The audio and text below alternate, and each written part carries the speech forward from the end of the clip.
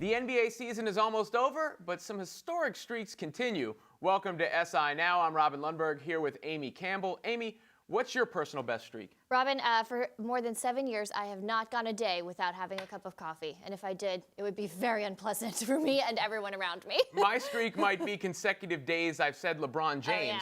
As that continues right now, James and the Cavs won their 50th game of the season over the Knicks, and in the process clinched the Central Division title, giving LeBron 10 straight division wins. He's the only player in NBA history to accomplish said feat. Meanwhile, the San Antonio Spurs playoff streak is now old enough to drink. A Spurs win over the Kings secured the franchise's 21st consecutive playoff berth. 22 by the Sixers from 1950 to 1971 is the record, by the way. So which run is more impressive, LeBron's or the Spurs? They're both very impressive, and I think Greg Popovich's reaction, his quote was, "Oh, it's wonderful," about the streak, which I think is perfect for him. I think that I have to go with the Spurs, though, and I'm not taking anything away from LeBron, but what they have done, like you said, historic. It hasn't been done in a very long time. The 76ers and actually the Syracuse Nationals, don't know if you've heard of them, they also had a streak of 22 playoff appearances, but this season's especially impressive to me with the Spurs because it's been such a battle there in the West, and they've been so injured without Kawhi. Tony Parker's super banged up. It's especially impressive this year. Yeah, I think it's basically a tie. It's kind of a debate between the best coach of all time and the best player of all time, in my mind. You're right. It's the end of the Spurs run that stands out to me, because when they had Duncan and Robinson and Ginobili and Parker in their primes, okay. Now they're doing it with those guys out of their primes. But let's give LeBron some love in this conversation in the sense that he's now done it with 3 different teams, 2 different franchises, but 3 different teams. You're talking about a Spurs long-term dynasty against a one-man dynasty in the King. Well, also shout out to LeBron for 82 consecutive, or 80 for playing all 82 games this season. If he plays tomorrow night, which he's supposed to, should be the MVP. But I digress. The NBA playoff race has been really exciting this year, especially in the West, like we talked about. The Thunder officially clinched Monday night with a win over the Heat behind a triple-double from Russell Westbrook, his 25th this season. Now, he only needs 16 rebounds in his last game of the regular season, which is against the Grizzlies on Wednesday, to average a triple-double for the 2nd year in a row. It's never been done. Robin, are you rooting for him to get it? Yes, I'm rooting for him to get it for the chaos option. Okay. You know, I want people to then go look at the MVP from a year ago and everybody who gave it to him just because he got the triple-double to wonder if they made a mistake or if he should be entered into the conversation this year. It just makes for a murky conversation. And what I think it really proves, and I'm a Russell Westbrook guy. I think he's one of the best players in the world. I think sometimes the analytics people underrate him a little bit. But what it really proves is that the triple-double is kind of an arbitrary statistic. It's like the Triple Crown in baseball. Yeah, you can have the Triple Crown, but that doesn't mean you had a better season than someone else just because they didn't hit these benchmarks. Same thing goes for a triple-double, because we'll see Russell Westbrook likely do it this season. I think he'll be stat padding in that game, stealing them from Steven Adams. And yet he's not in the NBA MVP debate. The only reason he was last year, well, not the only reason, he had a great year last year, but the chief reason he won it is because no one had done it since Oscar Robertson. I completely agree with you. The triple-double, I think, is kind of an arbitrary thing. Like you said, what do we think about? What's the first thing we count when we talk about the greats? It's their rings. It's their championships. And this Thunder team is barely making the playoffs, and we know the West is really tight there. But for a guy like Russell Westbrook, the reigning MVP with an all-star Paul George, I know Carmelo is not having a great year, but he probably will be a Hall of Famer. Steven Adams on that team, there's no excuse for how poorly they've performed. And so I think, yeah, I think we read into it there a little bit. All right, so we'll switch gears a little bit. I just mentioned my coffee addiction, so we'll talk about other guys who love the juice. Mark McGwire admitted to using PEDs when he broke the single-season home run record in 1998. But now he says he's still hit 70 homers even if he wasn't on steroids. In an interview with The Athletic, McGwire said, quote, "I was born a home run hitter. I mean, unfortunately, I did take PEDs, and I've regretted that. I didn't need to. That's the thing. I didn't need to." Now, Victor Conti says McGwire's delusional. Conti, the founder of Balco, who spent months in prison for distributing steroids to athletes, says McGwire wouldn't have hit 50 without the juice. So who do you believe here? Well, he didn't do it without the juice. Right. So if you could have, why didn't you? I'll side with Victor Conti here, especially because McGwire was the prototypical slugger. He was a home run hitter, not a great all-around player the way Barry Bonds was before we saw enhanced Bonds. And what this really brings up to me is, why say it? Mark McGwire, enjoy your life as the hitting coach and all that stuff. Less. This is something that just doesn't need to be said because all you're doing is focusing attention on yourself that wouldn't have been there. No one woke up today thinking about Mark McGwire. Well, now we're talking about it. I think this is like when I go bowling and I say, well, I don't need the bumpers, but I want the bumpers. Like, why say it? Yeah, it helps you. You wouldn't have done it to otherwise. get the game done there. Yeah. Andrew Luck hasn't played a game in a long time, but he used a familiar phrase to describe his recovery, saying he is trusting the process and trying to get back on the field. He also used a term I've never heard before when he was asked if he picked up the Duke and started throwing it yet. Using context clues, one can decipher the Duke means football. Are you concerned after all this time that he still isn't even throwing, which he said he wasn't? I don't know if I'm concerned that he isn't throwing yet, but I'm concerned overall. When are we going to see him again? When is he going to recover? The injury took place during the 2015 season. He missed part of that season, or he played through that season. He played through 2016 with the torn labrum, and this recovery now is because he had to change those mechanics because of the pain of playing through that torn labrum. And so now he's working on the mechanics, which is a very deep issue, especially for a guy who was such a talented player, missed the entire 2017 season. So my question is, when is he ever going to be back to what he was? Is he not throwing now? Yeah, I don't think you can say with any sort of confidence we'll see him regain top form. I mean, He was anointed as next up, and now he's been gone for a long period of time with the throwing shoulder and all that. Plus, when you actually get back on the field and you take hits, what happens then? So it's the process of recovering and even being able to play compounded by the pounding you take once you are playing, and therefore it's going to be tough to believe for sure that we'll see the best of Andrew Luck It's again. really sad.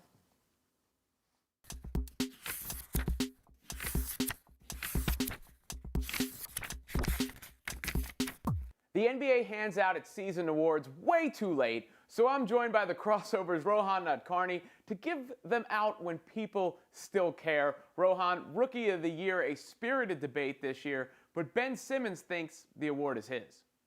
Who's the Rookie of the Year this year? Who would I pick? Who would you pick? Me, for sure. You pick you? 100%. Why so over the competition? I think I've just been playing, solid all year. I mean, if you look at the numbers, you'll see. I look at the numbers. People who know the game know. Simmons was also asked which other rookies have impressed him, and his answer was none, which likely prompted this tweet from the other top rookie, Donovan Mitchell. Rohan, you heard Simmons. He says anyone who knows basketball is picking him. So, do you know basketball? Here's the thing, Robin. I do know basketball, and I know that offense is more important than defense as well. I'm picking Donovan Mitchell from the Utah Jazz Rookie of the Year. Listen, all the awards this year, we were just talking about this. It's a tight race in every category. There are great arguments for both candidates here. Here's what's working in Donovan Mitchell's favor for me. I mean, Utah, you look at the West, right? Everyone added an all-star in the offseason. Utah lost their best player. They add Mitchell, have this incredible climb to the top half of the West bracket. Simmons, who's come on great here, even better at the second half of the season. Early in the season was struggling a lot when Joel Embiid was off the court. A lot of the Sixers' success is predicated on Embiid. I just think Mitchell has done more with less around him. He's not as good a defender as Simmons. Simmons is a better all-around game, but I just think Mitchell's impact is something I can't ignore. See, to me, every argument that works for Mitchell works just as well for Simmons, and he has the numbers, because you went from a lottery tanking Philadelphia team to 50 wins, right? And maybe even contention in the Eastern Conference. At the same time, the volume is up on the shots for Mitchell, but rebounds, assists, you go to Ben Simmons. And if I'm doing any sort of tiebreaker, and I actually don't think it's a tie, but if I'm doing any sort of tiebreaker, I would think about historically how I want this viewed. And Mitchell to me is a guy who could be an all-star, while Simmons to me is a guy who could be an MVP. Well, if I'm doing a tiebreaker, and I am, because it's that close to me, I think there is something to be said that this is Ben Simmons, the red shirt year in the NBA. I understand that, technically he's still a rookie. Something about that just bothers me. He got to be around an NBA team for an entire, he practiced with an NBA team for an entire. Donovan Mitchell was someone who told me a year ago he was, watching the dunk contest in his dorm room. Now he's performing in it. I just think that there's something to be said for that. Mitchell is a quote-unquote true rookie. That's why I think people are voting for Mitchell, but you can't do that because Simmons qualifies under the rules. It's like, when you're a juror, they tell you certain evidence can't be used in the case. Well, that can't be used in this case. Ben Simmons has been the best rookie. I think we all know if you and I were on a jury, we'd use that other evidence, Robin. Let's be honest. Well, I was, and I didn't. Yeah. I followed the rules. That's why I have Ben Simmons. He has Donovan Mitchell for Rookie of the Year. You can check out Rohan Nadkarni on Crossover TV on SI TV.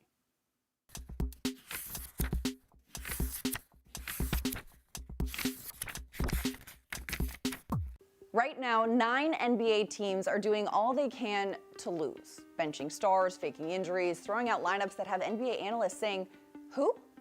Now, the NBA itself has admitted that tanking is a problem. Q fines for acknowledging the strategy, draft lottery reform, etc., etc., etc. But none of that will work.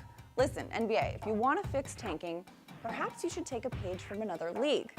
In the English Premier League, the teams that finish in the bottom 3 are relegated, meaning they're dropped down to a lower division of British soccer, and the best 3 teams in the lower division are bumped up to the bigger stage. Why wouldn't this work in basketball? Each season, take the cellar dwellers in the NBA and relegate them to the G League, while the top G League performers get bumped up to the NBA. Basketball fans no longer have to suffer watching intentional losers in lopsided matchups against the Warriors and the Rockets. And while the newly promoted teams may not be able to handle LeBron James right off the bat, at least they'll care to try. Now, I know you're wondering why free agent Paul George would ever sign with the Fort Wayne Mad Ants. Aside from Fort Wayne's regionally famous botanical conservatory and that awesome nickname, well, the big-name players obviously won't be joining the new squads right away. But they're not exactly heading to Phoenix either. And how's this to try to level the playing field? The 3 promoted G League teams automatically get the top 3 picks in the draft.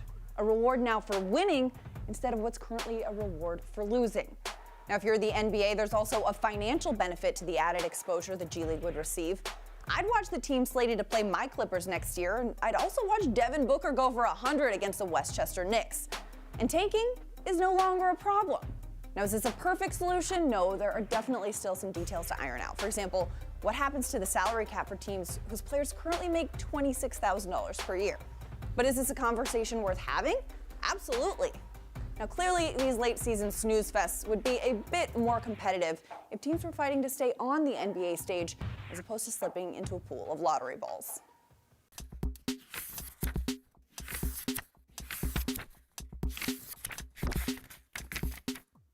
Just more than 2 weeks remaining to the NFL draft, and as things heat up, we bring in our insider, Albert Breer of the MMQB, for the latest. So, Albert, you're reporting this morning that the Jets will be visiting with Sam Darnold in the coming days, and the USC QB wasn't on their visit schedule just a few weeks ago. What should we read into this?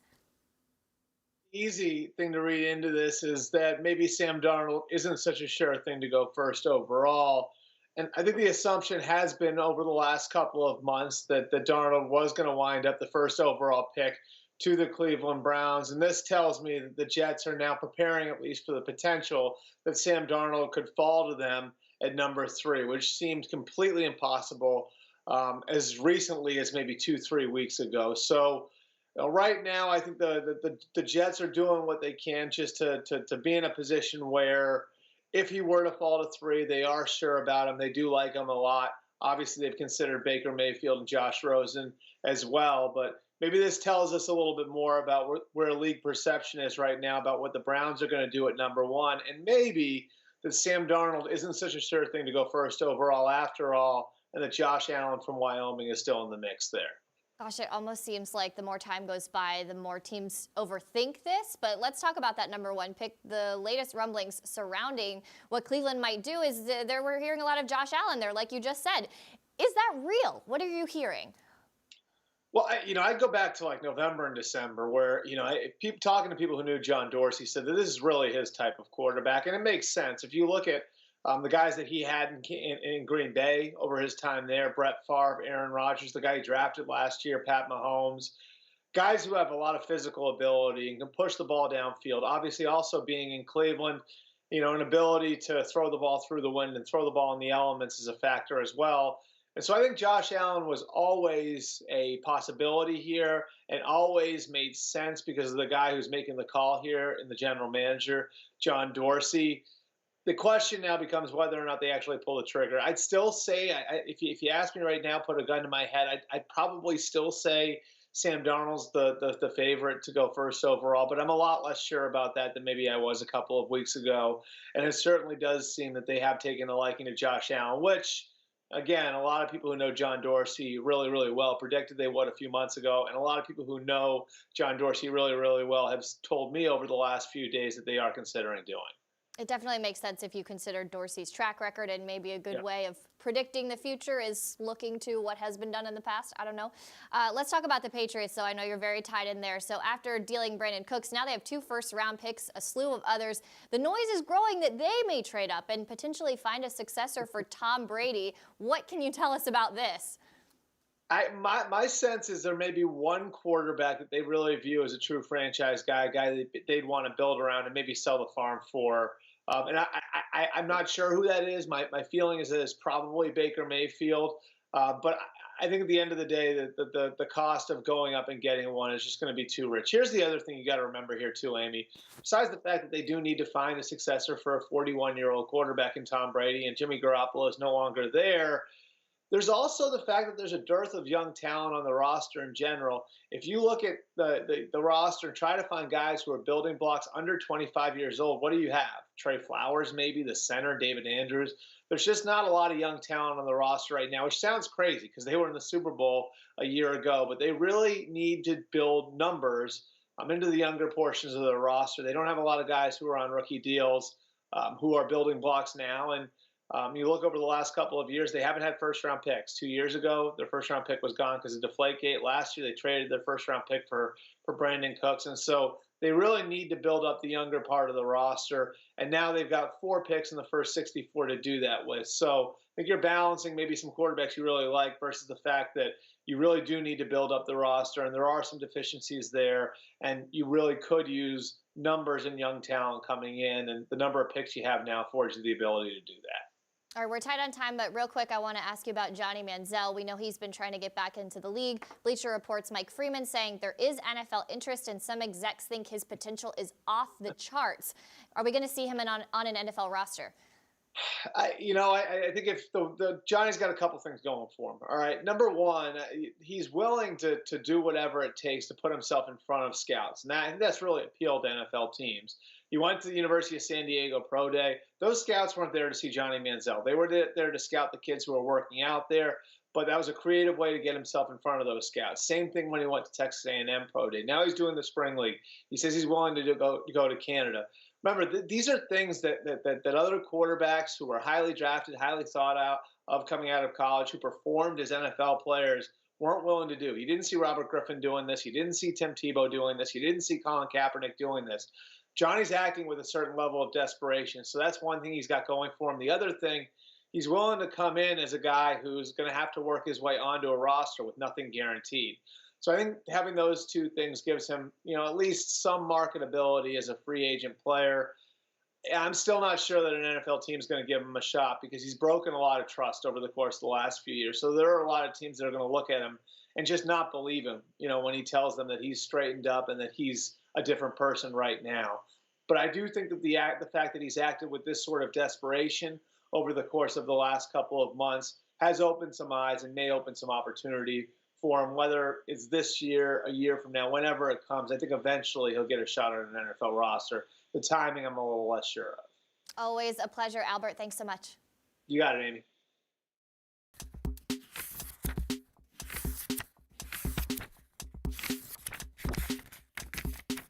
I'm here with our baseball editor, Albert Chen, to go over some early season MLB storylines, the biggest one being Shohei Ohtani. I want to ask you 2 questions on him. Number one, can he keep up what he's doing?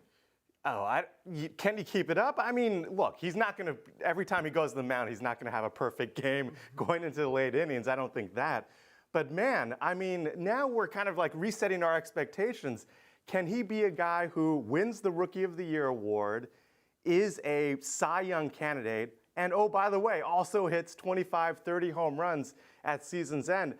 I mean, that certainly seems like it's in the realm of possibility, which obviously would be historic and would be by far the biggest story in baseball. It's just remarkable. Well, it's unprecedented, really, for for the most part, all intents and purposes. So the second part of that is, could he actually change the way the game is approached or played at all, because he would open the possibility of a pitcher also being able to hit on his off days? Yeah, that's a great question. Maybe there are more kind of kids in Little League fields and high school fields kind of dreaming of this kind of success in the major leagues. But I think the story with Shohei Ohtani, he is an outlier. I mean, this is a story of an outlier that we've never seen before and likely will never see again for a while. And it's just because, I mean, he's a freak. And I think that's why we don't set limits on a story like this, on a guy like this. And it's so interesting, such a bad spring training, and here he is right out of the gate establishing himself like this. So what I would say is, we don't put limits on a guy like this, and I think he's such an outlier and such a freak of nature. I don't think we're going to see it again. Meanwhile, history of the wrong kind from Giancarlo Stanton, first player in the live ball era to have 5 strikeouts with 0 hits in 2 separate games. He's up to 20 Ks on the season. Is there something wrong with him, or is this just a slump that he's going to break out of massively? Well, right now there's a lot wrong with him. I mean, with that kind of start. You didn't even mention the defense. I mean, he has not looked very good out in the field as well, and that's kind of troubling because he's going to have to play some more in the outfield than he's probably used to. But look, a guy like Stanton, he hasn't gotten to where he is without being able to make adjustments. I remember a year ago, he was off to a bad start as well. He is a streaky hitter. He's going to make adjustments. That being said, we're going to keep it back into the back of our heads that we've seen this before where things snowball with these first-year free agents in New York.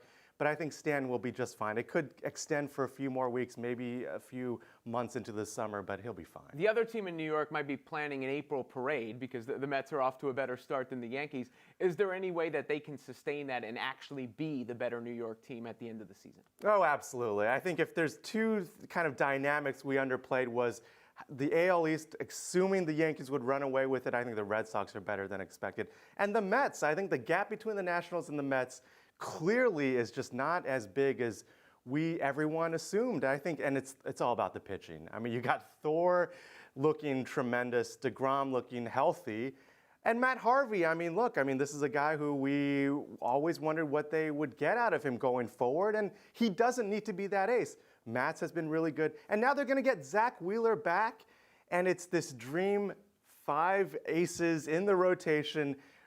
Everything that we've kind of dreamed about years ago, we're actually going to see in action. So the Mets, not only are they going to be an NL East contender, I think this is a very dangerous team in the postseason. They're going to make a lot of noise. So the Mets off to some early season noise. Another early season storyline is this weekend marks the period in the year where teams gain an extra year of control over a young player, so they might call someone up the way the Cubs did Chris Bryant. Is there a young player who you expect to be called up who could make some hay the rest of the season? Yeah, here in New York, we're going to be talking about Gleyber Torres. When is he going to come up and maybe inject some life into that Yankee lineup? I think the big name, without question, is Ronald Acuna. He is just an absolute beast, as we saw in spring training, really establishing himself right out of the gates as by far the best prospect in baseball. Now look, the Braves have been here. Braves fans have been here before. Jason Hayward, all the big proclamations showered upon him. But we'll see. Acuna, so far, the track record is tremendous. Spring training, hitting over 400, showed the power and the speed. Chipper Jones saying he's the best prospect he's ever seen. Ridiculous comparisons to Aaron and Clemente. But this is what's fun about baseball. These young guys coming up, let's see what he can do. And I think we're going to see it very, very shortly in Atlanta. We've talked about some fun storylines. One that maybe isn't so fun is the attendance for the Marlins. A record low paid attendance, 7,003. That 3 was very important to get them over the 7,000 mark. How does Major League Baseball, you think, feel about this and the way they're handling things? Not great. We knew this was going to be a very sad, grim story out of South Beach and Miami, but this is even worse than we expected. And, look, and what's kind of shocking about these early attendance numbers also, the Red Sox and the Cubs have kind of come through town. Well, what happens when we get the Reds and the series with the Padres, in the middle of June? Man, we're going to be looking at some just horrific numbers as we trickle into football season, and the Marlins are just nowhere in conversation there. And what's so depressing, I think, about the Marlins situation, you look at rebuilds in the past that we've seen in Chicago and in Houston, where there's horrible teams, and in Chicago now with the White Sox, there were clear plans in place. These teams were building up big-time prospects, and minor league organization was looking great. This is not the case in Miami. It's going to be a very bleak and very kind of depressing summer in Miami. There were 7,001 more people at the game than there are currently people at this table. Albert Chen, appreciate your time.